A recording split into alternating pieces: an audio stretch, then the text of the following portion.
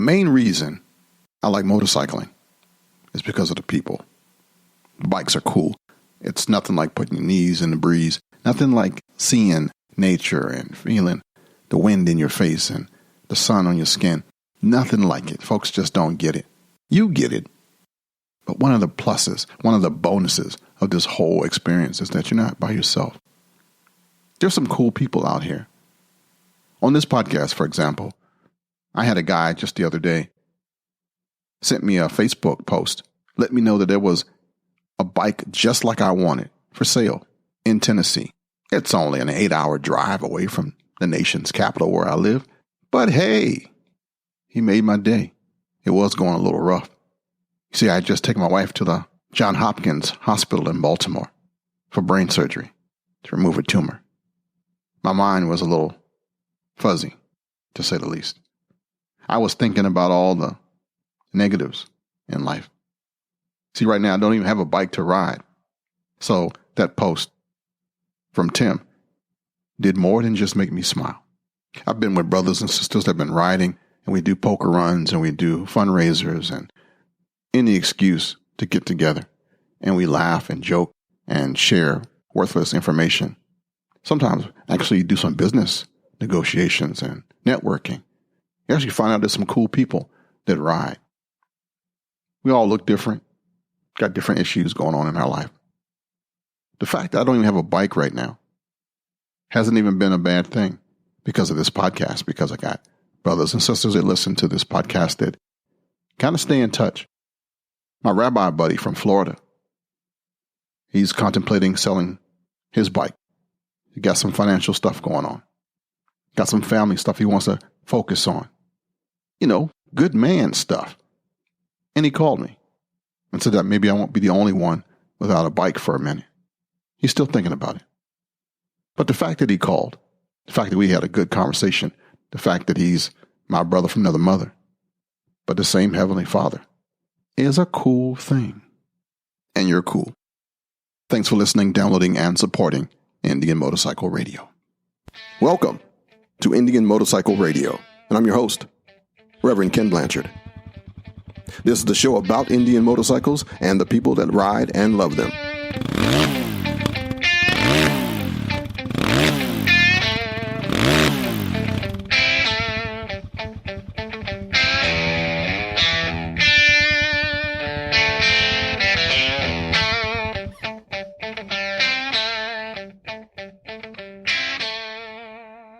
Now, normally I don't gripe about other people's bikes, and I don't ding anybody. I've been a Harley rider for, 20 years.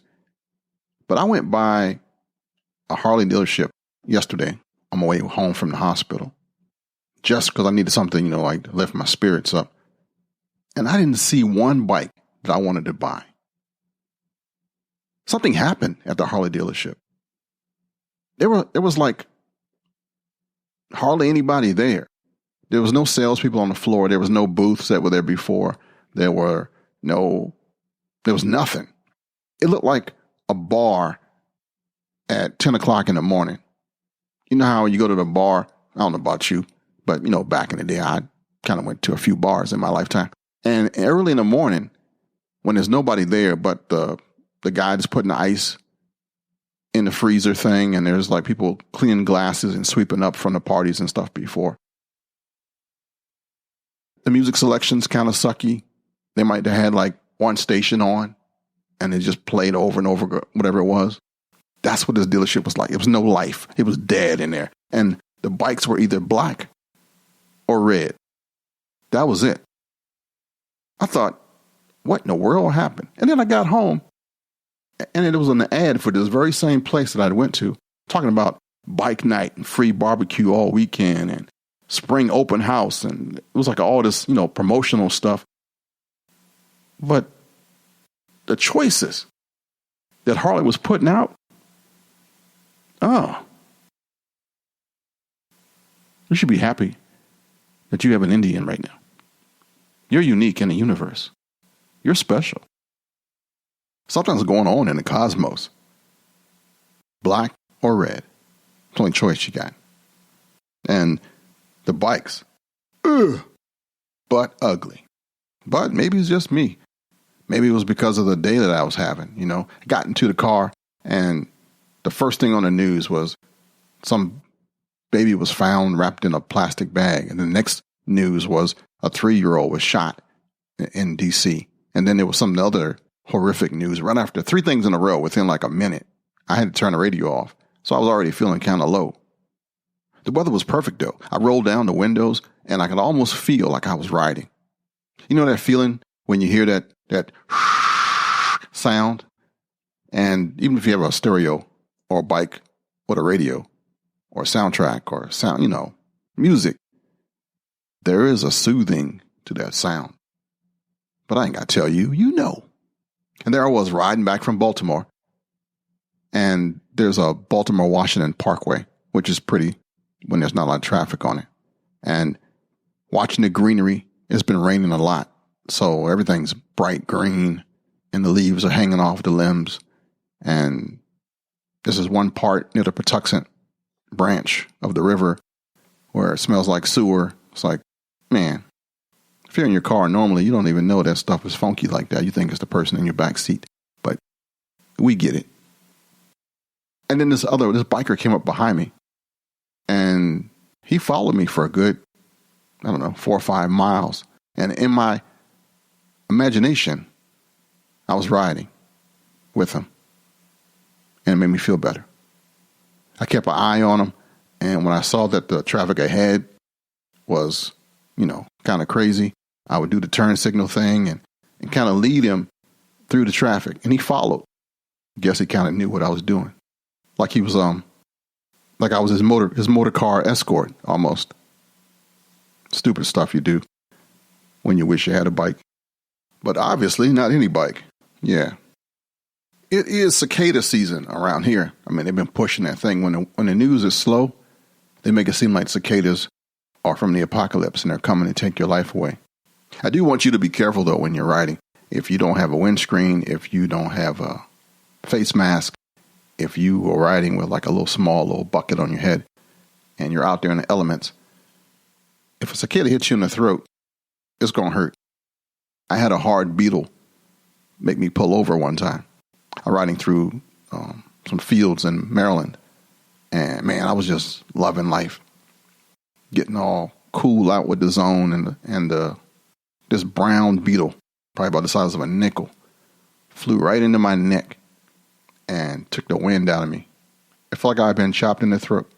Now that I think about it, I've had like probably 3 incidents with cicadas. I had one hit my glove pretty hard, but who cares about that? I had one hit my face mask so much that it twisted it just a tad. And then I've had the one that hit your windscreen. Feel like somebody threw a sock at you. Left a little blood stain as it went over. Cicadas. Be careful out there. Hey, this week I want to give you a tip. I want you to remind you. I get all excited, can't even talk. I want to remind you that there are a lot of distracted drivers out here now. I'm watching them. It's even worse now than it was before because there's so many things to distract them. I watched a guy weave like he was drunk, and when I got on the side of him, what was he doing? Watching a movie on his phone. I want to throw a sock puppet at him. Then there's that couple that's talking, having like an adult conversation, and they're really spirited and angry at each other, and they're not looking, and they're looking at each other, and they're talking, and that car ahead of you is moving kind of funny. Yeah, watch out for them too. And my last tip of people to watch out for are the folks that are riding around in these Challengers, the Chargers, or whatever that other model is. There's like 3 or 4 cars that almost look the same. The folks are like hauling butt in those things, and they can't drive. I mean, they got the money to afford the car, but they obviously have no skills. Yeah, watch out for them. I saw a guy riding on a medium for a hot second, jump back into the street, ride on the other side just to get by some people. And if you were not paying attention, you would have got swiped. So be careful of the young. Speaking of the young, none of them are buying motorcycles. Man, remember how back in the day that was like the thing that made us different? That didn't get passed on somehow. If you're under 35 and you're listening to this podcast, give me a shout out. Because right now, I think you're a unicorn. Hey, I've been scouring the internet looking for clearance stuff and deals and web pages and, things that can save you some money that I can recommend and say, hey, look at this link right here. I just found this. I ain't found nothing.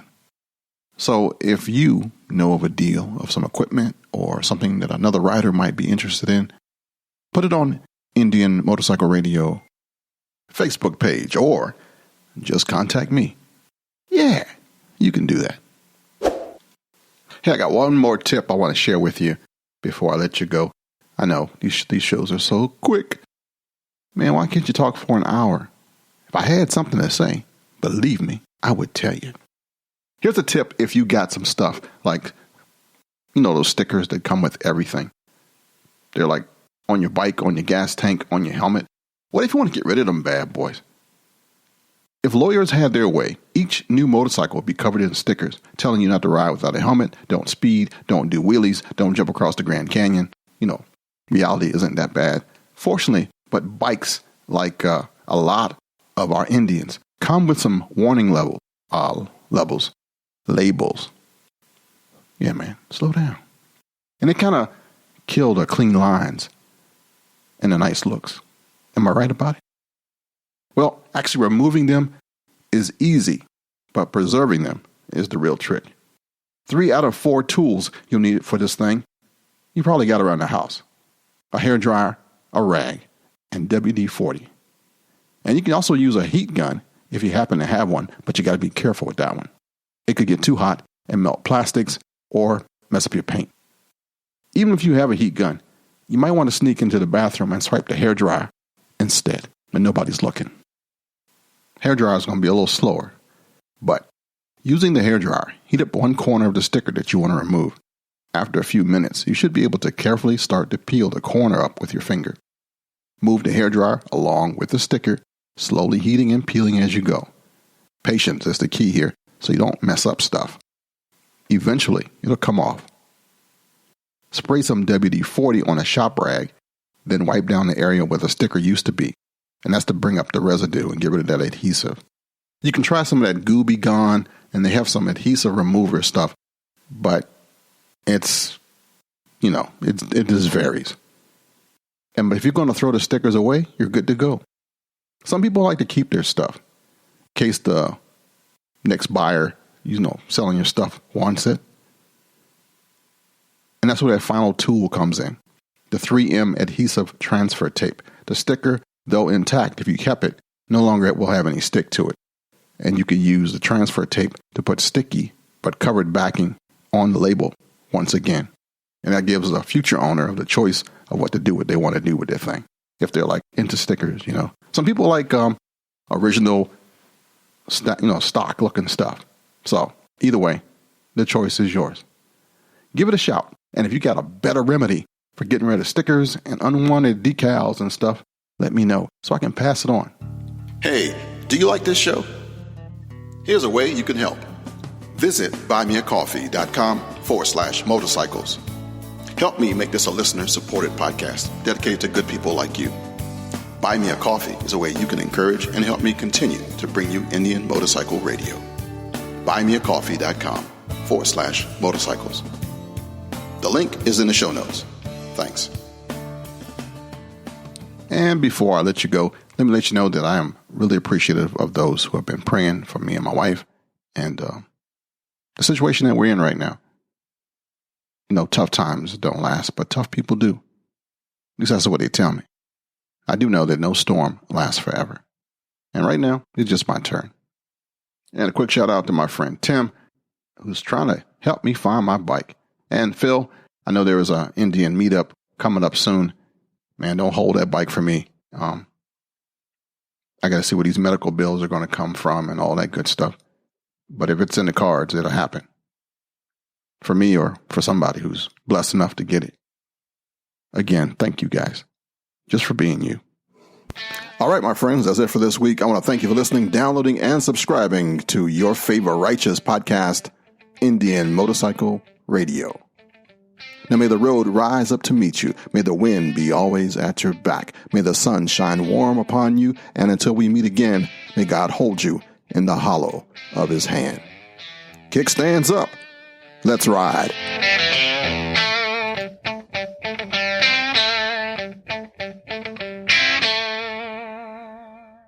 This podcast is a part of BlanchardNetwork.com. Check it out at BlanchardNetwork.com.